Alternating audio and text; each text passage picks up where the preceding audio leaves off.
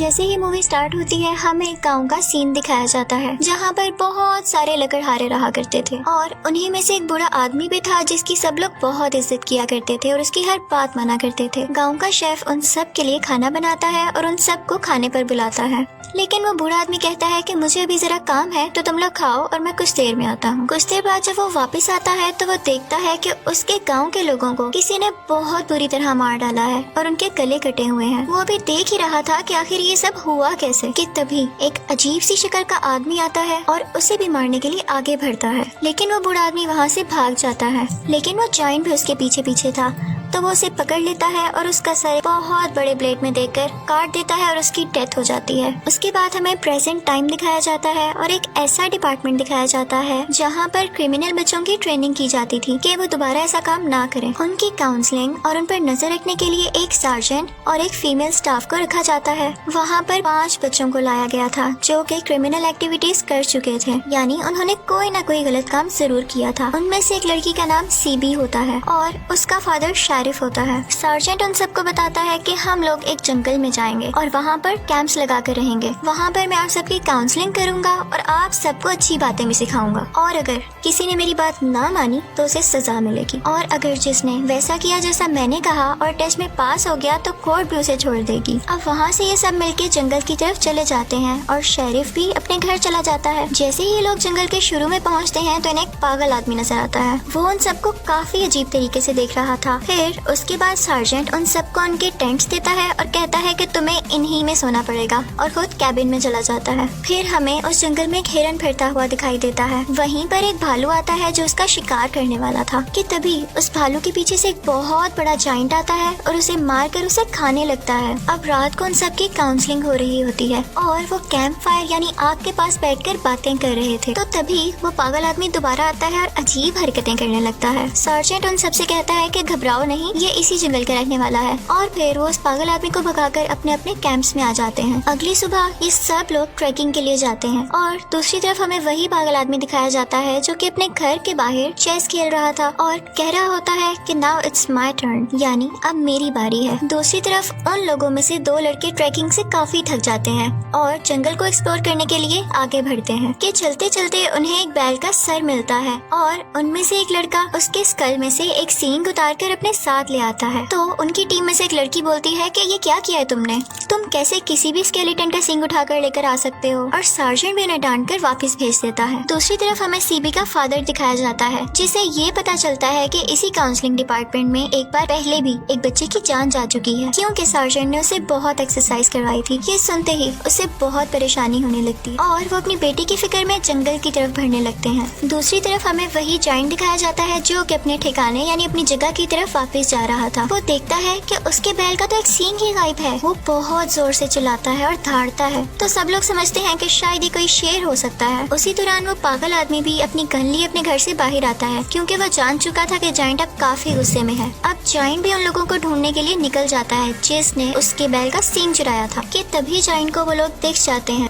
उनमें से एक लड़की अपने मोबाइल में बिजी होती है कि जाइंट उसके पीछे आकर खड़ा हो जाता है और अपनी एक्स यानी अपनी कुल्हाड़ी से उसके 2 हिस्से कर देता है और एक और लड़की को बहुत जोर से हिट करता है और फिर सार्जेंट के भी 2 टुकड़े कर देता है। सार्जेंट को कुचलते हुए बाकी लोगों की तरफ बढ़ने लगता है। अब ये बाकी लोग अपने कैबिन की तरफ भागते हैं और ये लोग प्लान कर रहे थे कि हम वैन लेकर इस जंगल से बाहर निकल जाएं, लेकिन अनलकीली चाबी तो सार्जेंट के पास रह गई थी। तो उनमें से एक लड़का फौरन बोलता है कि मुझे वैन को बिना चाबी के स्टार्ट करने आता है। अब वो लोग डरते डरते वैन की तरफ जाते हैं लेकिन उस लड़के से वो वैन स्टार्ट ही नहीं होती। तो लेडी स्टाफ उन्हें फौरन से कैबिन की तरफ वापस ले आती है और बाहर वो जाइंट उनकी वैन को घसीटते हुए अपने साथ ले जाता है कि ये लोग यहाँ से जा न सकें और फिर इंतजार करता है कि कब वो बाहर आए और कब मैं इन्हें पकड़ूं। और फिर वो हमें पागल आदमी दिखाया जाता है जो कि भागता भागता इनके कैबिन की तरफ आ रहा था और फीमेल स्टाफ इसे अंदर कर लेती है। वो बहुत घबराया हुआ था और आकर कहता है कि यार ये तो हो नहीं सकता कि तुम लोगों ने उसके साथ कोई छेड़छाड़ ना की हो, वरना मैं उसे हाथ धोकर क्यों तुम लोगों के पीछे पड़ा है। कि तभी सीबी उसे वो सींग दिखाती है जो कि वो लड़का लाया था। तो वो पागल आदमी कहता है कि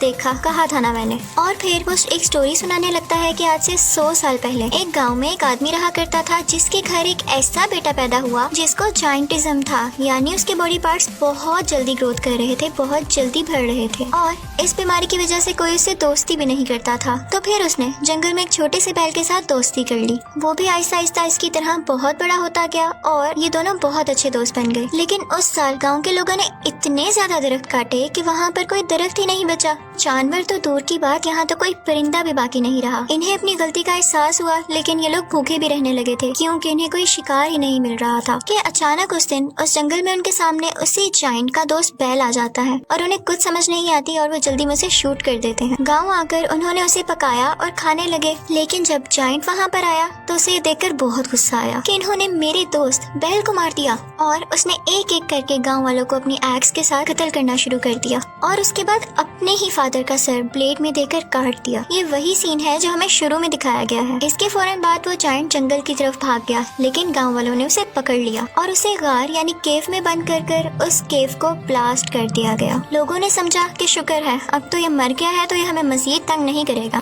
लेकिन उन्हें क्या पता था कि वो किसी न किसी तरह बच गया था और वो पहाड़ के ऊपर करके गार में रहने लगा और वहीं बड़ा होता गया। वो गांव में एक लड़की को भी पसंद किया करता था, लेकिन वो उससे नफरत करती थी और अब वो अकेला अपने बैल की कब्र के पास ही बैठा रहता था। और फिर वो पागल आदमी कहता है कि तुम लोगों ने वो सींग उसके बैल की कब्र से चुरा लिया है, तो क्यों ना उसका दिल दुखे और क्यों ना वो तुम लोगों की तरफ अटैक करने आए। ये सुनते ही वो लड़का सींग उठाकर बाहर लेकर जाता है और आसमान की तरफ उसे उछालकर कहता है कि ये लो जायंट, तुम्हारे बैल का सींग, अब हमारी जान छोड़ देना। जैसे ही ये कहकर वो वापस कैबिन में जाने लगता है तो जायंट वही सींग उसकी तरफ इतनी जोर से फेंकता है कि वो उसके पेट के आर पार हो जाता है और उसकी डेथ हो जाती है। बाकी लोग भी डरते डरते अपने कैबिन की तरफ वापस जाते हैं और फिर वो पागल आदमी उन सबको बताता है कि जायंट ने मुझे अभी तक इसलिए नहीं मारा क्योंकि मेरी शक्ल उस लड़की से मिलती है जिसको ये पसंद किया करता था। इधर शेरिफ भी जंगल में पहुंच चुका था और जैसे ही वो सार्जेंट की डेड बॉडी देखता है तो वो समझ जाता है कि यहाँ जरूर कुछ अच्छा नहीं हो रहा। तो वो फिर टावर पर चढ़ता है और रेडियो के जरिए अपनी टीम तक वो मैसेज पहुंचाने की कोशिश करता है, लेकिन फ्रीक्वेंसी उसकी टीम के साथ कनेक्ट होने की बजाय रेडियो बार के रेडियो के साथ कनेक्ट हो जाती है और बार के सभी लोग इस मैसेज को सुन लेते हैं। दूसरी तरफ जायंट काफी गुस्से में था।